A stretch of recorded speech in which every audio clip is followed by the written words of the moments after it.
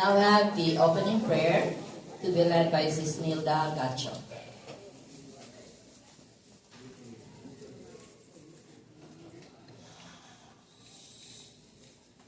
In the name of the Father, and of the Son, and of the Holy Spirit. Amen. Dear Lord, we give thanks for the courage and sacrifice of our ancestors who fought for our country's freedom. We pray that the values of patriotism, justice, and equality that be instilled in us may continue to guide us as we celebrate our 128 years of Philippine Independence Day today. May the blessings of the Almighty be upon our nation and may remain united in our pursuit of peace and prosperity through Christ of our Lord. Amen. In the name of the Father, and of the Son, and of the Holy Spirit. Amen. Thank you, Sis Nilda. We shall now have the singing of the Philippine National Anthem. Ang pambansang awit ng Pilipinas.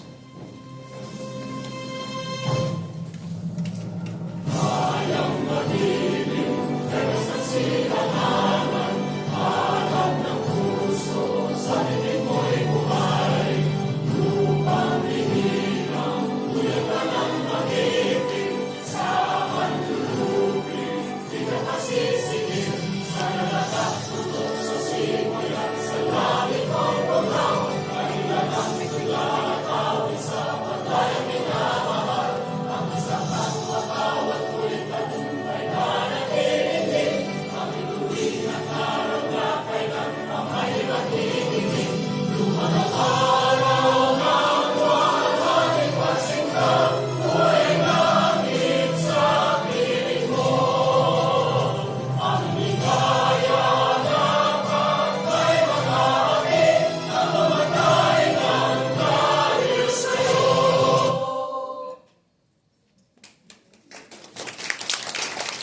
To officially welcome us and share a few words of today's celebration, please join me in giving a warm welcome to Sis Aurora Culinayo, who is also our beloved President, whose dedication and guidance continue to inspire us all. A round of applause, please, for Sis Aurora.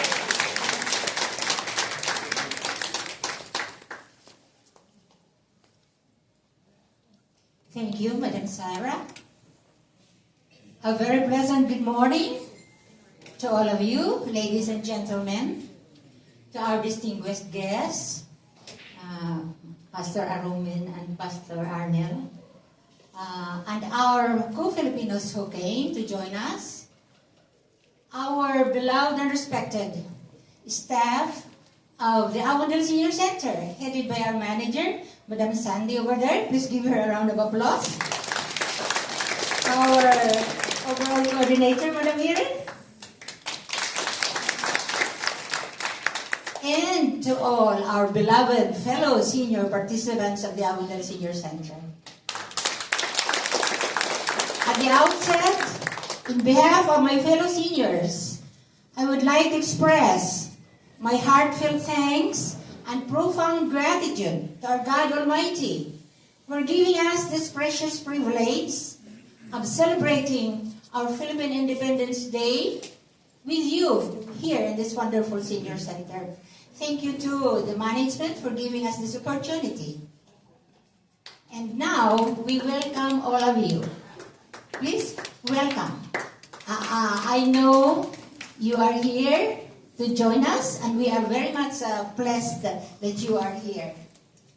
Now, today, we gathered to commemorate a significant moment in our nation's history.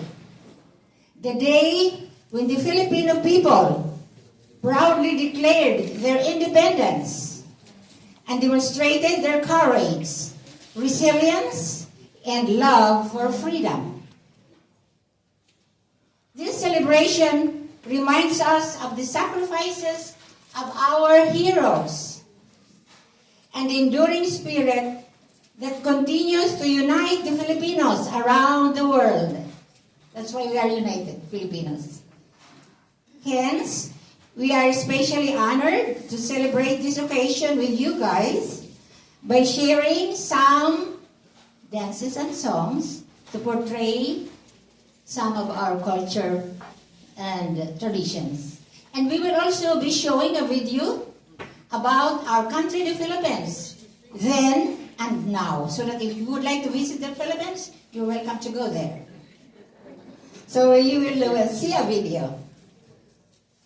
And may today's celebration bring joy to your hearts and renewed appreciation for the blessings of freedom, family, and community. Once again, thank you for joining us. Welcome and happy Philippine Independence Day. Thank you, everyone. This is Aurora for that heartwarming welcome address. We shall now have the opening song, Ako Ay Pilipino. This is a patriotic song that expresses pride, love, and gratitude for being Filipino and honoring the nation's heritage and identity.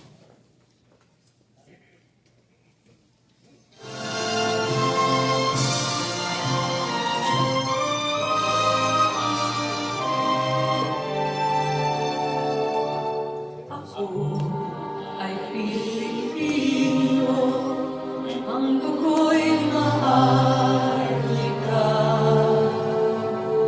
likas sa aking puso at ika'y kailangan. Sa Pilipinas na aking bayan, lantay ng perlas ng silangan. Wari datibo ng kayamanan ng may kapal.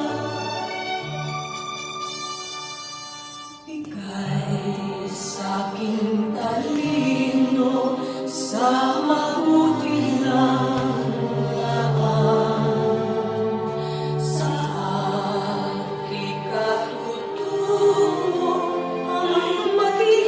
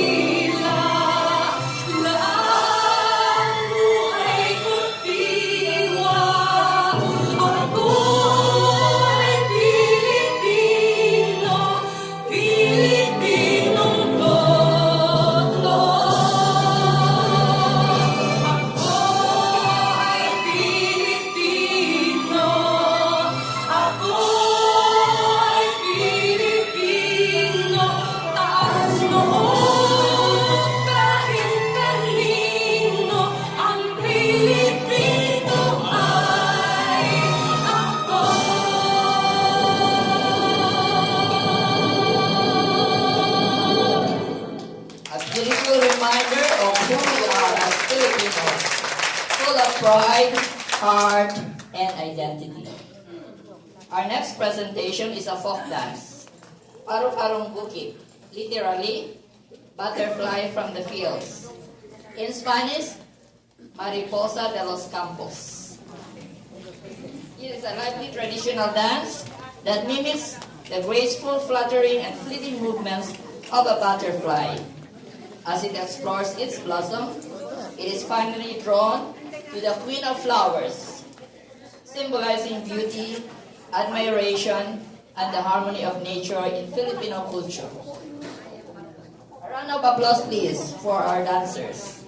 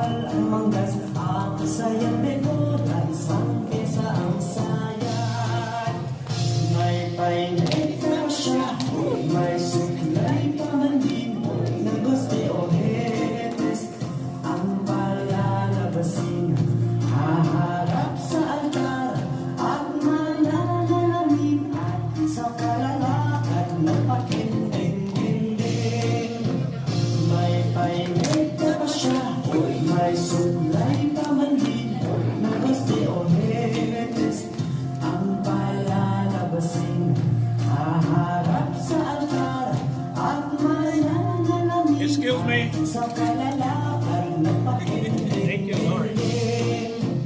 Paru-parong bukid nalilipad-lipad sa gitna ng daan. Papagapakaspas, isang paraang lapis, isang dangkal ang manggas, ang sayang dekor, at isang pyesa ang sayad.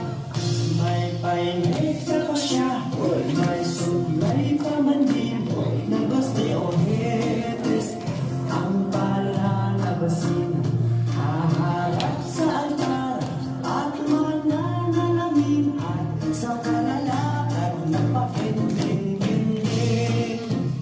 May painita pa siya, may suglay pa man din, na guste o hetes, ang palalabasin, haharap sa altar, at mananalamin, at sa kalalakad na pakinding-kinding.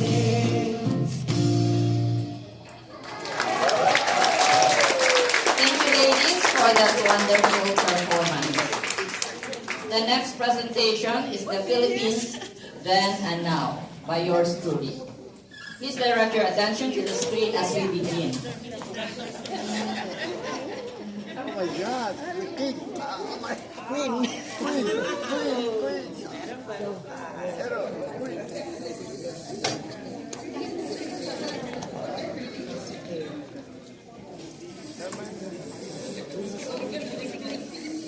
Philippine queen, oh my God.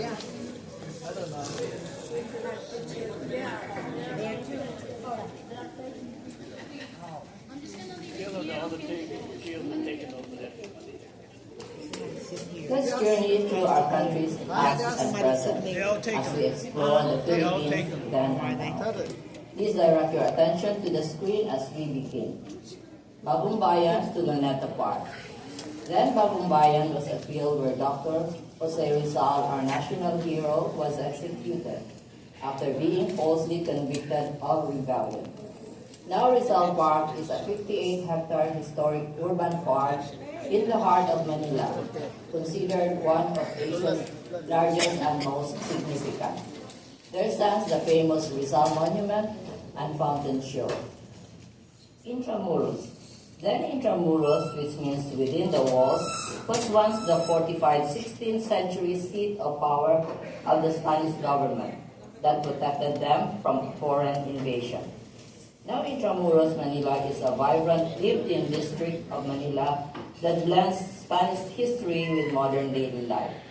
It's a compact tourist destination known for its cobblestone streets, fortified walls, and the iconic San Agustin Church, the only building to survive World War II. Intramuros is a city of history preserved through time. Fort Santiago. Then Fort Santiago was a 16th century Spanish stone fortress in Manila, transformed from a brutal colonial prison where Dr. Jose Rizal, our national hero, was imprisoned before his execution. It also served as the Japanese dungeon. Now, Fort Santiago is a historic landmark and functions as a museum and tourist site within Intramuros, commemorating its dark history as a shrine of freedom, a solemn reminder of bravery.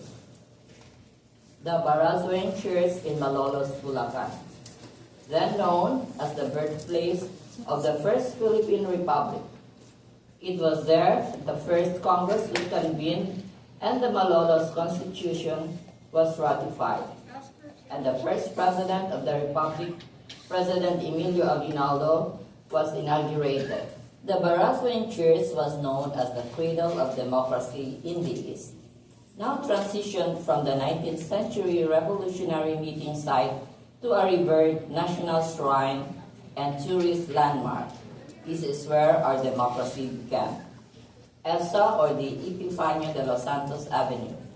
Then, millions of people gathered on February 22 to 25, 1986 to peacefully overthrow a 21-year dictatorship to restore freedom.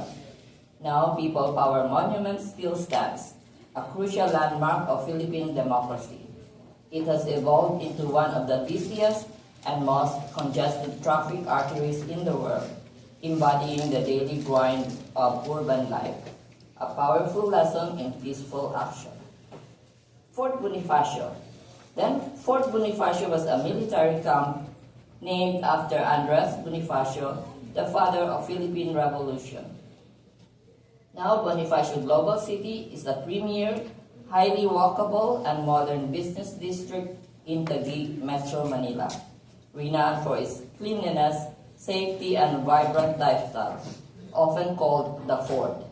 It is transformed from a military base into a thriving hub of skyscrapers, luxury dining, shopping centers, and public art, often described as the city of soul, from defense to development. Nielsen Field. The Nielsen Field was considered the commercial airport in the Philippines. During World War II, it was targeted by Japanese forces in 1941, later converted into a Japanese military headquarters. Now the area was redeveloped and is now called the Ayala Triangle. It is surrounded by Makati Avenue, Ayala Avenue, and Paseo de Rojas, a premier hub in Makati's central business district, and is anchored by landmark skyscrapers surrounding a 3-hectare landscape known as the Ayala Triangle Gardens. Nature thriving in a modern city. MOA, or SM Mall of Asia. Situated on 110 hectares of reclaimed land along Manila Bay, is a massive 6.3 million square feet premier complex ranked among one of the largest malls in the world, from coastline to one of Asia's largest malls. Clark Air Base. The Clark Air Base was the largest U.S. air base outside the United States, now a bustling premier hub known as the Clark Freeport Zone, located in Pampanga and Tarlac. It is a thriving center of business, tourism, and opportunity, turning history into progress. From the past to present, the story of courage, resilience, and hope. Though we come from different cultures, our hearts understand the value of freedom and unity.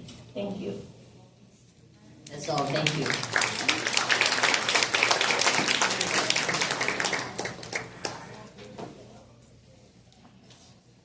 Ladies and gentlemen, our next presentation is another folk dance, Alitaptap, or Firefly.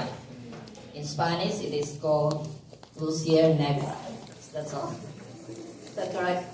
This is a traditional Filipino courtship dance that mimics the graceful, fleeting movements of a firefly that celebrates the beauty, joy, and vibrant spirit of Filipino culture through dance.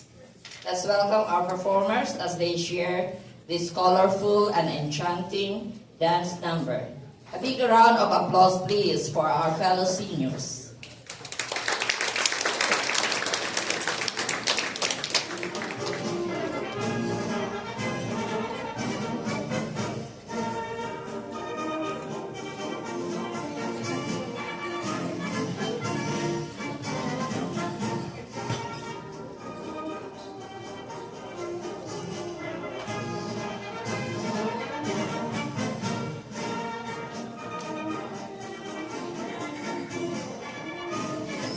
Bear with them, they're changing.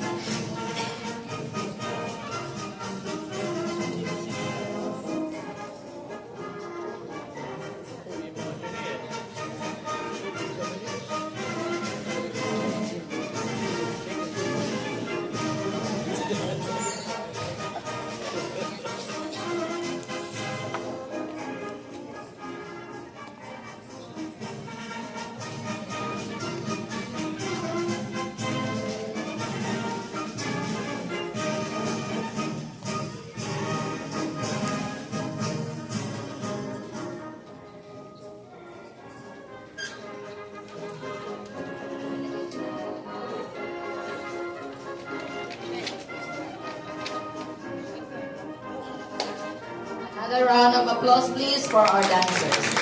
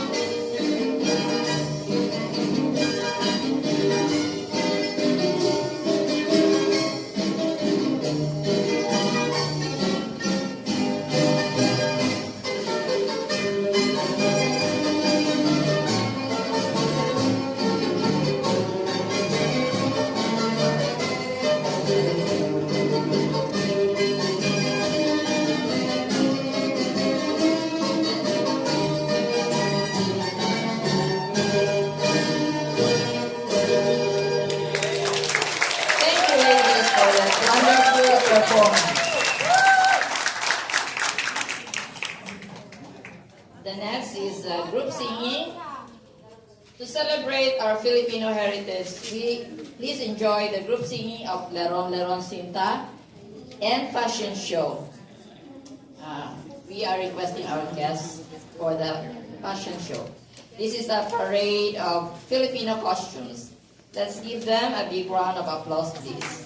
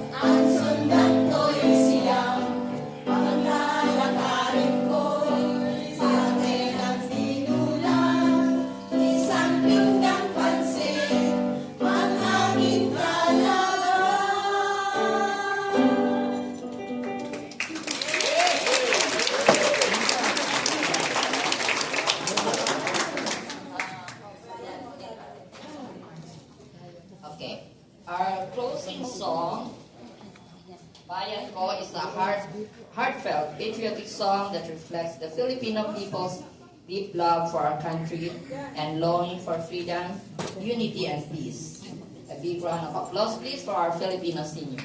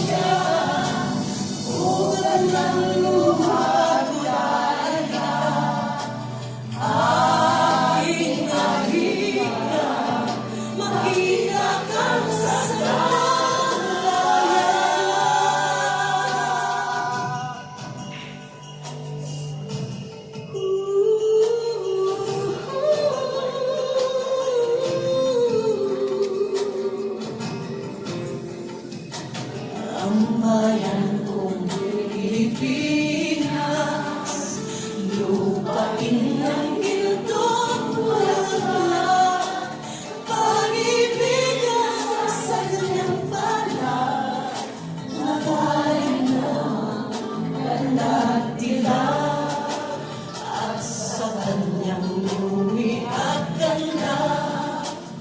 Dayuhan ay nahalina, ang bayan ko iniwan ka, nasa labasan lusa. Ibon man may layang lumipad, kulungin mo at umiiyak. Bayan pa kaya sa kabila, ang limang nasa maalpas. Pilipinas kong minumagyan, unang lumabay ka. Aking halika, makita kang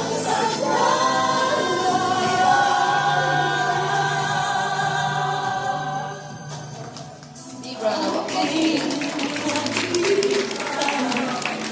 makita kang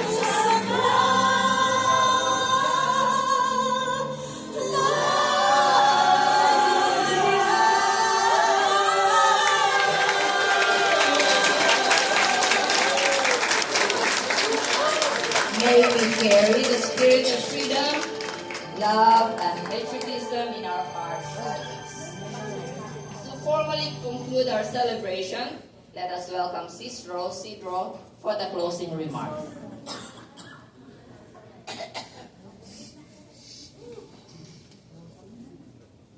Hello, everyone. My voice. Make your browser fast. As we conclude our advanced celebration of our Philippine Independence Day, I would like to thank everyone for joining us today. I say advance because Philippine Independence Day is officially celebrated on June 12, and it is a national holiday in the Philippines. It is also a remembrance of how our Filipino ancestors fought hard for our freedom. To our ever supportive management and staff, we would like to thank you and for giving us this opportunity to share our culture with our co-Filipinos, our co-seniors here in the center and celebrating it with us. A big thanks also to those who in one way or another participated in making this celebration a success. A special mention to Rain, the daughter of our co-senior leader. Thank you, Rain, for your patience, your generosity, and your willingness to share your talent with us. As they say, you rock. To our special guests, our co-Filipino seniors, who came in today to join us in our celebration to make this Philippine Independence Day memorable. And again, thank you. Happy Independence Day and mabuhay!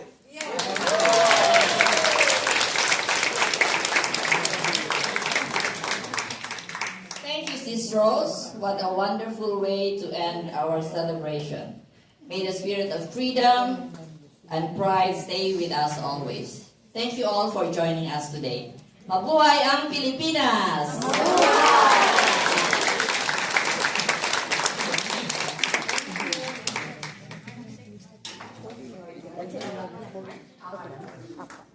Stop. 30 minutes. All right, let's give them another round of applause. They put this presentation together. Good for you all. Diego, turn it off.